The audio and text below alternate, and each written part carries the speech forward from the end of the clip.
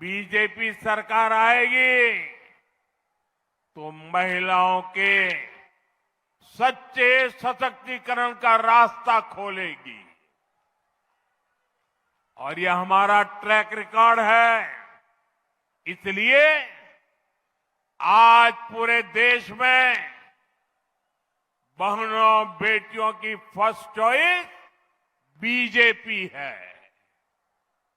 साथियों, अभी तक केंद्र की बीजेपी सरकार ने हर प्रकार की मूल सुविधाएं बहनों तक पहुंचाई।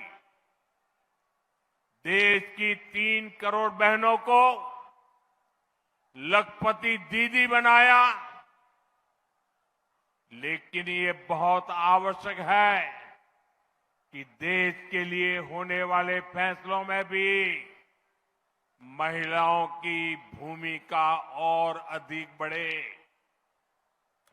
इसलिए हमारी सरकार ने लोकसभा और विधानसभा में महिलाओं के लिए 33% रिजर्वेशन देने का कानून बनाया था। पश्चिम बंगाल सहित देश भर की बहनों को 2029 के 2029 के लोकसभा चुनाव से ही इसका फायदा मिले, अब ये सुनिश्चित करने का प्रयास है।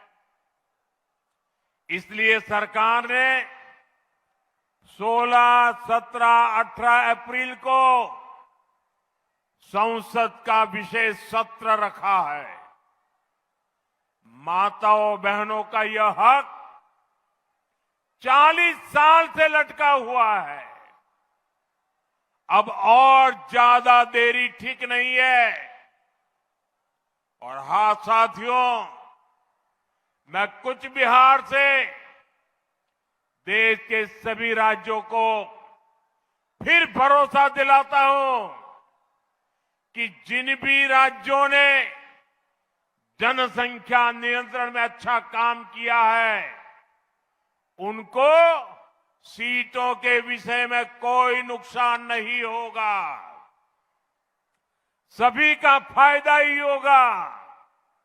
सभी राज्यों की भागीदारी और सबके अधिकार सुरक्षित रहेंगे।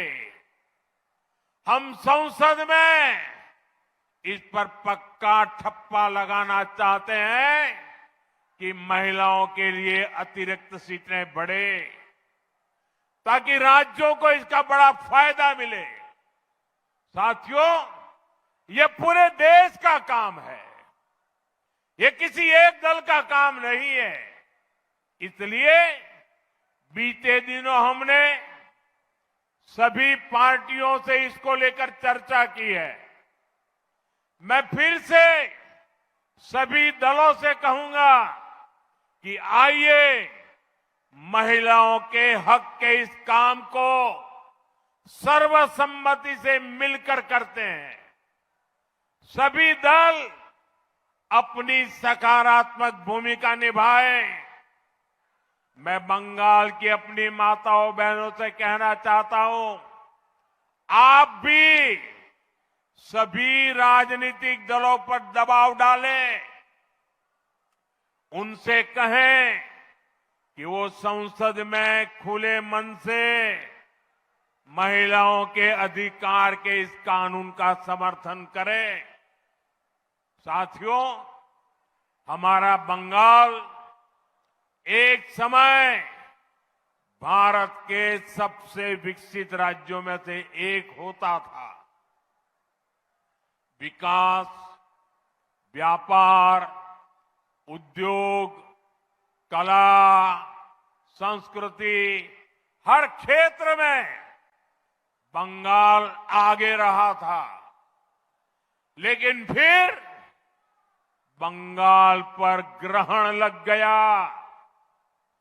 पहले कांग्रेस का ग्रहण, फिर लेफ्ट का ग्रहण और अब टीएमसी का ग्रहण।